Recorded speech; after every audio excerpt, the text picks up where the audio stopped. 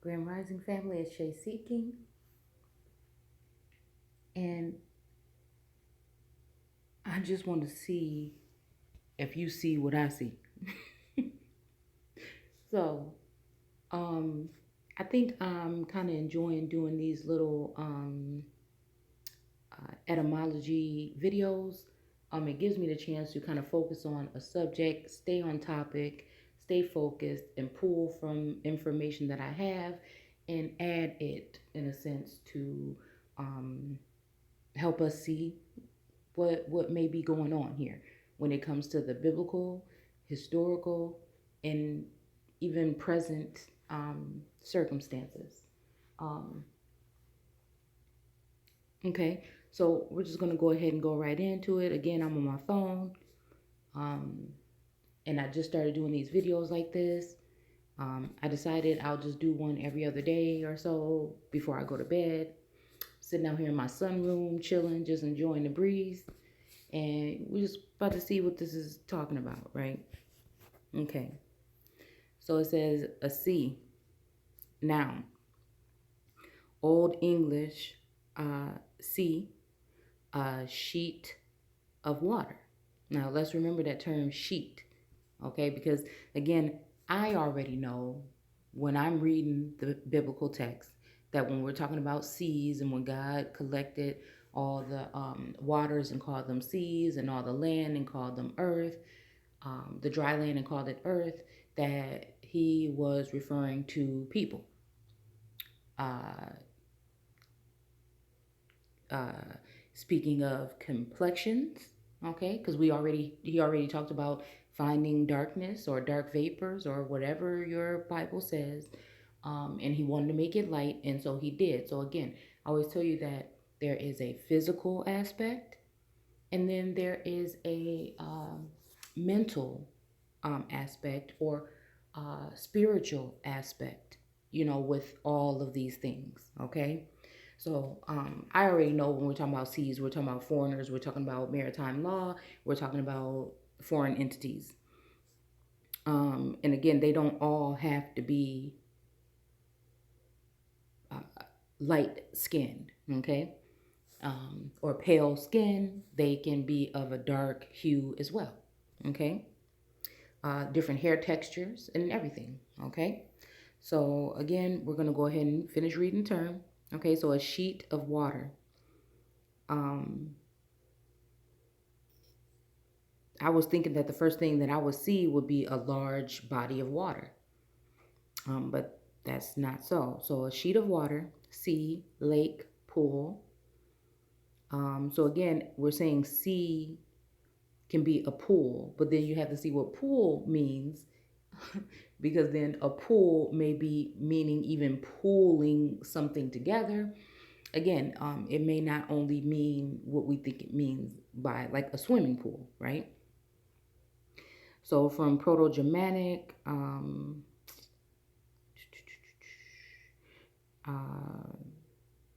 Salwa. Now it's hard for me to see because the screen is small, but I'm gonna go ahead and try, and it's dark in here. But we'll just read the things that matter. Okay, so of unknown origin. Okay, so usually the terms will give you a date.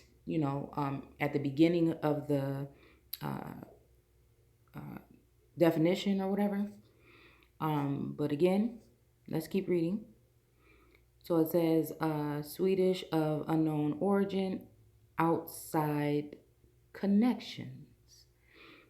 Now, um, okay, outside connections. Okay, wholly doubtful, meaning large quantity. So again, see, we're seeing, okay, can also mean a large quantity, right? Okay, just saying, kind of like bring something in abundance that we speak of in Genesis, right? In Genesis 1, okay? Of anything. So this is a meaning a large, so flooding, okay, the earth, okay, melanated beings or original beings with waters, okay? I, we're just gonna read it. I mean, it just is what it is. meaning large quantity of anything, is from 1200. Now, the reason why I do this and why I'm showing you this is because there's always more to things that you've been indoctrinated with in this education or indoctrination stations. There's always more to the story. They kept us in there so long to condition the mind to see things the way that they needed you or need you to see them to keep a certain narrative going. Okay? It's not until you question. Okay? So this is why I never understood when people would say, don't question God. Why not?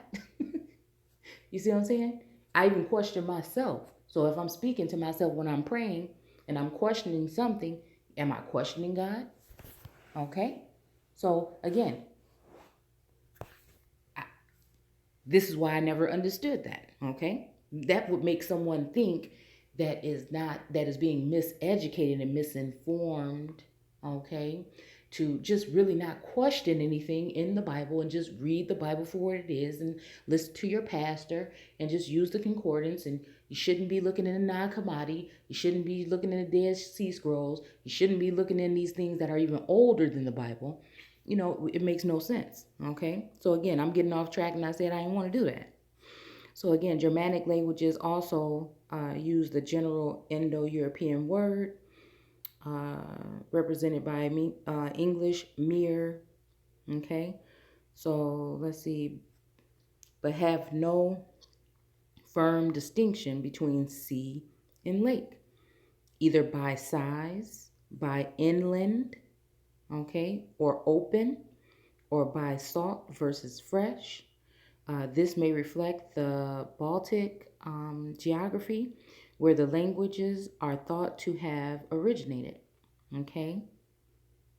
The two words are used more or less interchangeably in Germanic and exist in opposite senses, such as Gothic saws. I don't know, okay?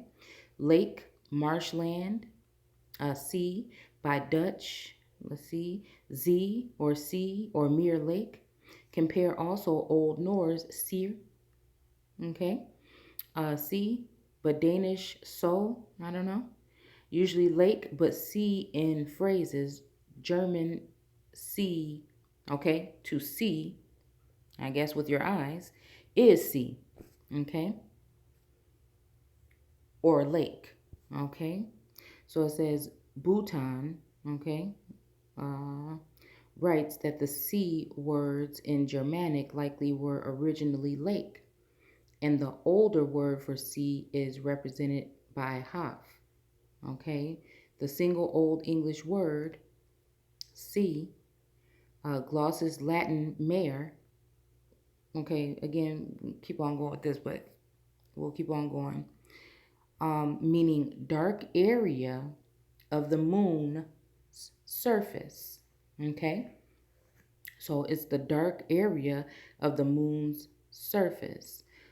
Is attested from 1660. Phrase C,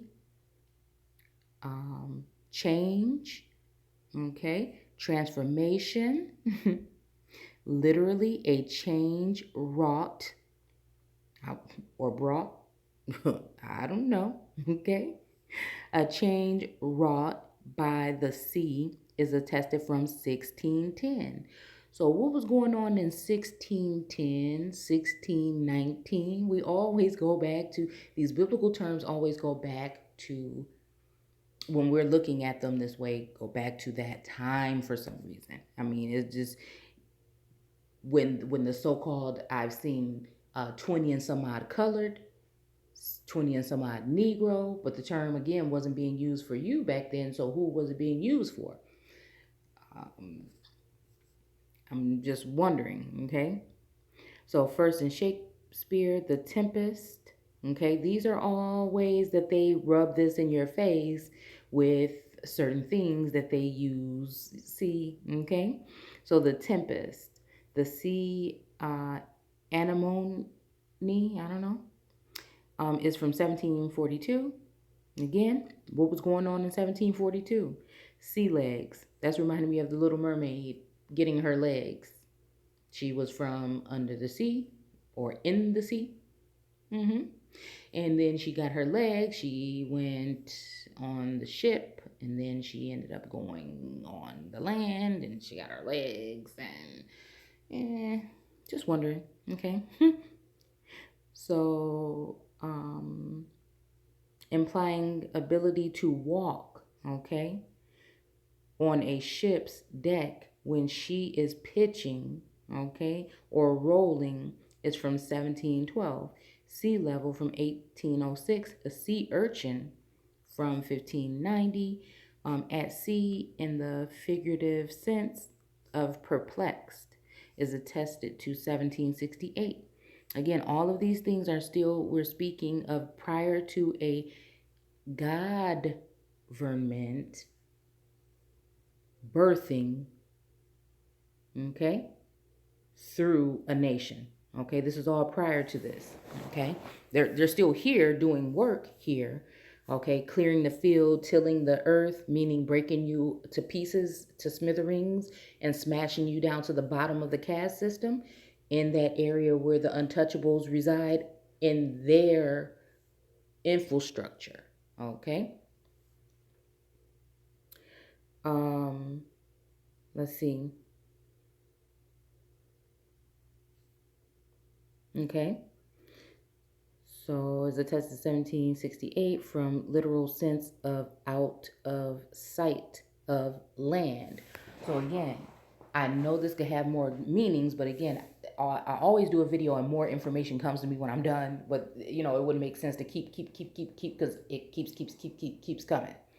So I try to just remember and say it then. But out of sight of land again. So it's kind of like the God being that uh, entity that is brooding over, see, hovering over the earth or the land or the dark vapors in the beginning. You see what I'm saying? So out of the sight of land. So again, where they would not recognize him being and looking. Same way how I don't know if, well, I grew up in the 80s and you know they had a lot of shows and a lot of different things where um, you would see these people, um, these so-called these Europeans, right? Um, and you would see them go over to Africa and they would be kind of like tucked away in the bushes. Sometimes I'd be thinking I'm tripping because I can't find nothing like that today. Maybe I should do like a real thorough search to see if I can find something like this. But I recall, maybe you guys do too, um, seeing these things where you would see so-called white men go over to Africa and they would be checking out the people and pointing out, you know, look at her, she takes her you know, kind of like they do now with animals. Do you see what I'm saying? When they go and check out what lions and whatever are doing and they, you know, crack a spot and they just sit there and examine what's going on and teach us about this. I could swear, again, this could be, what do you call that effect?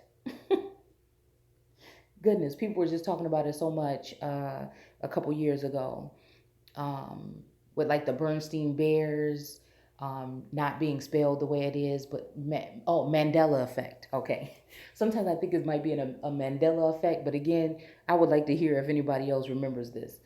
But I could have sworn that there were certain documentaries or things like this where people were doing this in safari clothing, and they're going in looking at so-called Africans or people in their, you know, habitat. Okay. So let's see what it says down here. So now this is new. Okay, this is new to this website. Well, at least the app that I have on my phone. But again, this is definition from WordNet. C, a division. See, here we go about dividing and conquering or division,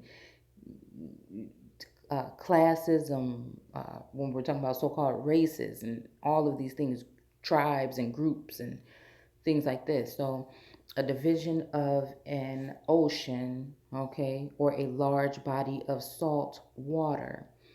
Now, this is me thinking of something about the salt of the earth.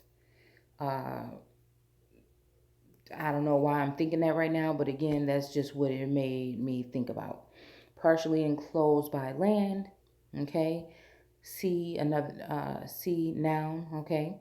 Anything apparently limitless in quantity or volume. So again, limitless. This is just coming out of the woodwork. So at this landmass, it would be important for so-called black people, okay, more than anyone, okay, to realize that their records are showing that only 250,000 Africans came here during the entire slave trade. Okay? So who else was coming during that time? If it wasn't the millions that we learned in school, who or what else was coming at that time? And at this landmass, at least, and I've stopped saying from Canada all the way down. I say from Central, okay, America all the way down was filled with melanated beings. So if this place was filled with melanated beings that happen to be your ancestors, okay, ancestors, then it would be very wise to pay attention to us being so-called 13%, if I'm not mistaken, or so of the population, supposedly. Do you understand what I'm saying?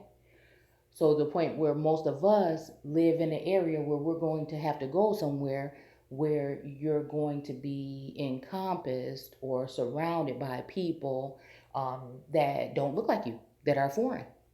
And so it's not about the race, it's not about them being foreign, it's about, if you think about it on that scale, that there was places here that had a population larger than anywhere in London or all these other places in antiquity, millions of people in a place like where Chicago is today, right? So if you have this, what happened to those melanated beings? They have been blotted out from this story. And the fact that now we feel like we are the minority from what we see in our day-to-day lives and things like this. So that in a matter of a couple hundred years, right? You would think that this was a land where so-called lighter view beings or white people originated. If you were one of us, okay? So I'm just saying, it's something that's devastating. It was devastating me when I first found this out. So now, this place, you telling me that this place was literally covered with darker view people? And now we turn around a couple hundred years later and the population of foreigners has exceeded the original people and blotted them out from the story? Y'all better recognize. So we waiting for God to come back to save the small remnant that is left here? Or is it, and you see, okay, we do make up that portion that is what's holding this abode of God or this infrastructure up, okay? But at the end of the day, I feel like if they hated us so much and didn't want us here, and if we think with that on the surface and emotional, when we think of it from that realm, why even keep it? Why even just slowly poison us? Why keep us around? Why do this? Why? But again, see, this man thinks that he has made it to a limitless position. So at this point in time, you're not only undesirable in the caste system, but at this point in time, is he ready to say that he has learned enough and he knows enough that he can finally get rid of you? I'm just saying. I'm just saying. It's off the subject, but I'm just saying. We better start paying attention. Okay? So, turbulent water with swells of considerable size. heavy seas. Again, turbulent. Okay? So these turbulent waters would make me automatically, without looking at turbulent yet in etymology, okay, would bring tribulations or uh, trauma, or just it would be turbulent times with some of these waters. They may not all have been that way, but some of these were turbulent. Okay? And so I don't know. We're just looking and paying attention. And so related terms are ACs, or at or to the sea. Um, Again, Dead Sea, High Sea, Mare, Mere, North Sea, Overseas. Again, overseer. That's another one I just picked up on. I didn't, and I've been saying this term because I've been studying it in the Bible and in history during slavery or whatever.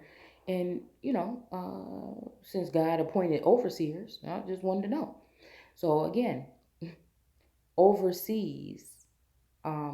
And then you see they're overseers, just like foreigners. Well, they would have been put here for rain. They were brought here for rain. So they're foreigners brought here by God of Genesis. Okay? To do this particular job. Okay? And this is before. Okay, I can't tell you how the Bible is written and everything like that or whatever. A lot of people say it's mixed up. I don't know. I don't know. But anyway, it doesn't matter. Okay? Because the point is, at the end of the day, um, I feel like we were even talking about this prior to anybody doing any type of sinning, supposed sinning, before Adam and Eve, is what I'm saying. So nobody had done anything wrong at this particular time for this supposed God to do this to people or punish them in this manner, but it was already done. Okay? I don't know why he couldn't pick, why would he pick, bring someone in or form a man of the dirt, see, in the slime or whatever, in order to form he a man? Why couldn't he just find one that was already there? Because again, that whole chapter from the beginning is talking about amalgamating and race mixing and breeding and so on. Okay? So again, thanks for listening. I hope you guys enjoyed. Go ahead and let me know what you think about this video. Go ahead and hit the thumbs up if you enjoyed it. Again, you can find me on at American Aborigines Unchained on Facebook and YouTube. And you can also walk with me on Instagram at Shay_seeking. Thank you guys for watching, and take care.